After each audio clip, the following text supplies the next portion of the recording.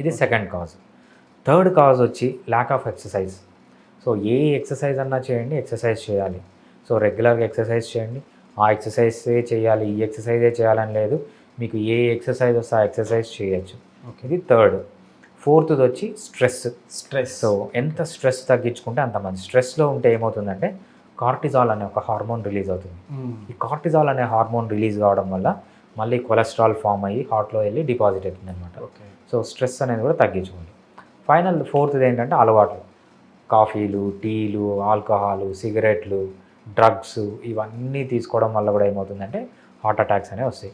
ఈ 5 కనుక కంట్రోల్ చేయగలిగితే, మెయిన్ ఫుడ్ కనుక కంట్రోల్ చేయగలిగితే 95% హార్ట్ అటాక్స్ రావు. మిగిలిన మనం 4 చెప్పుకున్నాం, ఓన్లీ 5% ఆఫ్ కాంట్రిబ్యూషనే ఉంటుందన్నమాట. మెయిన్గా మన అలవాట్ల మన ఫుడ్ హ్యాబిట్స్ వల్లే వస్తుంది.